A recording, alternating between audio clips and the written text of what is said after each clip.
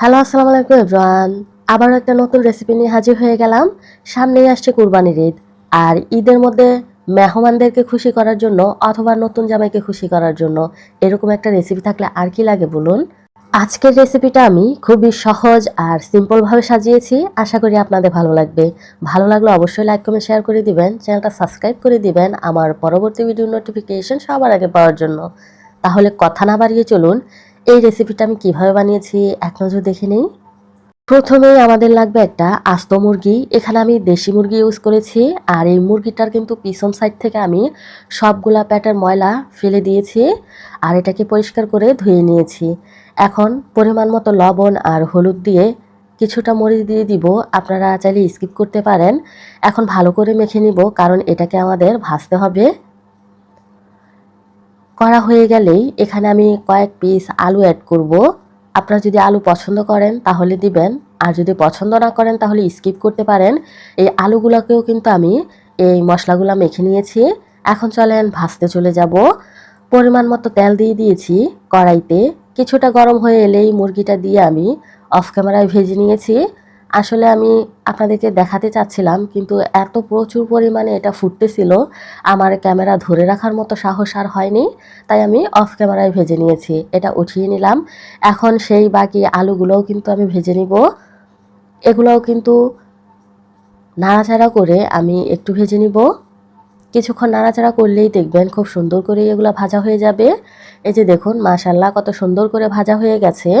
এর থেকে বেশি ভাজার কোনোই প্রয়োজন নেই। আমি আলুগুলো উঠিয়ে নিচ্ছি। এখন আমি কিছুটা ডিম দিয়ে দিচ্ছি। আপনারা চাইলে ডিম আরও বেশি করেও দিতে পারেন অথবা চাইলে স্কিপ করতে পারেন। ডিমগুলো মাঝখান থেকে কিছুটা চিড়ে দিয়েছি যাতে করে ফুটতে না পারে। 2 মিনিটের মতো ভাজার পরেই দেখুন আমার ডিমগুলো কিন্তু হয়ে গেছে, আর এগুলো কিন্তু ফুটে নাই এই চিড়ে দেওয়ার কারণে। এখন এগুলোকেও উঠিয়ে নিলাম। সব কিছু কমপ্লিট। এখন চলেন রান্না করি। আমি মুরগি ভাজার যে তেলটা ছিল ওইখান থেকে কিছুটা তেল দিয়ে দিলাম। এখানে আমি আস্ত মশলা নিয়ে নিয়েছি। 10 থেকে 12টার মতো এলাচ, একটা বড় এলাচ, 4-5টার মতো লং, 4-5টার মতো দারুচিনি, 4-5টার মতো তেজপাতা। এখন ভালো করে নেড়েচেড়ে যখন সুন্দর একটা ফ্লেভার চলে আসবে, তখন এখানে আমি 1 কাপের মতো পেঁয়াজ কুচি অ্যাড করেছি। এখন এগুলাকে একটু ভেজে নিব। খুব বেশি ভেজে গোল্ডেন ব্রাউন কালার করার কোনোই প্রয়োজন নেই। কিছুটা ভেজে সফট হয়ে এলেই কিন্তু আমি এখানে আধা কাপের মতো পেঁয়াজ বাটা অ্যাড করেছি। 1.5 টেবিল চামচের মতো ইউজ করেছি রসুন বাটা, 2 টেবিল চামচের মতো ইউজ করেছি আদা বাটা। এখন এই মশলাগুলা 2 মিনিটের মতো আমি নেড়েচেড়ে ভেজে নিব। তারপর এখানে আমি শুকনো মশলা অ্যাড করব। এখানে 1 চা চামচ দিয়ে দিলাম লাল মরিচের গুঁড়া, 1 চা চামচ দিয়ে দিলাম লবণ, 1 চা চামচ দিয়ে দিলাম জিরা গুঁড়া, 1 চা চামচ ধনে গুঁড়া আর 1 চা চামচ দিয়ে দিলাম গরম মশলা। এখানে আমি আধা কাপের মতো টক দই ইউজ করেছি। সম পরিমাণেই দিয়ে দিলাম বাদাম বাটা। এখানে অনেক রকম বাদাম আমি একলগে ব্লেন্ড করে নিয়েছি, অর্থাৎ আধা কাপ পরিমাণ। 2 টেবিল চামচের মতো দিয়ে দিলাম টমেটো কেচাপ।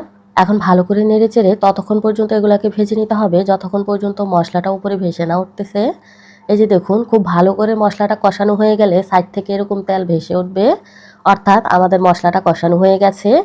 আপনারা খেয়াল রাখবেন, যে কোনো রান্নার ক্ষেত্রে মশলাটা যত ভালো করে কষানো যাবে ততই কিন্তু রান্নার টেস্ট দ্বিগুণ বেড়ে যায়। আচ্ছা, কথা বলতে বলতে এটাকে আমি 2 মিনিটের মতো কষিয়ে নিয়েছি। ঢাকনা ছাড়া অনবরত নেড়েচেড়ে কিন্তু আপনাদেরকে এই চিকেনটাকে কষিয়ে নিতে হবে, না হয় কিন্তু তলানিতে লেগে যাবে। আর খেয়াল রাখবেন, একবার যদি তলানিতে লেগে যায় তাহলে কিন্তু যে স্মেলটা আপনারা পাবেন এটা কিন্তু আর কখনোই দূর হবে না।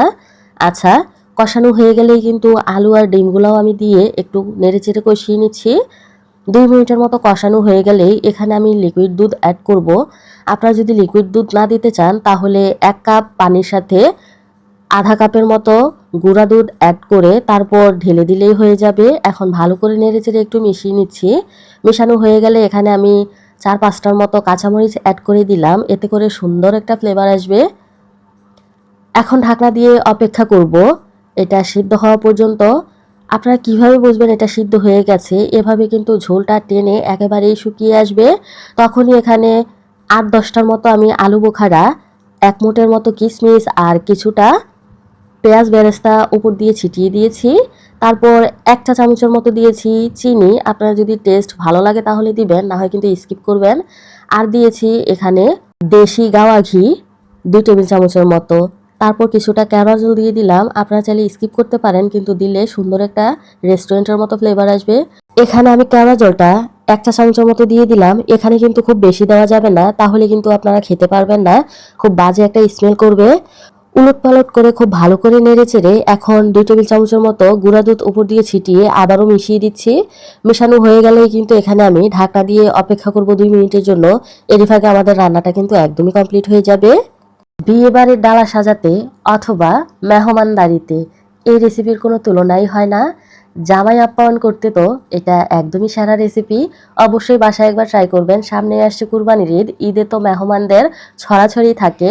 তখন কিন্তু এই রেসিপিটা আপনারা ফলো করে বানিয়ে মেহমানদেরকে খুশি করে দিতে পারেন এক নিমিষেই। এভাবে একবার রোস্ট রান্না করলে গন্ধে কিন্তু পুরো বাড়ি মোমো করবে। এক বাড়িতে রান্না করবেন 10 বাড়ি কিন্তু সজাগ হয়ে যাবে ইনশাল্লাহ। আজকে আর কথা বাড়াচ্ছি না, তাহলে বিদায় নিচ্ছি। আল্লাহ হাফেজ।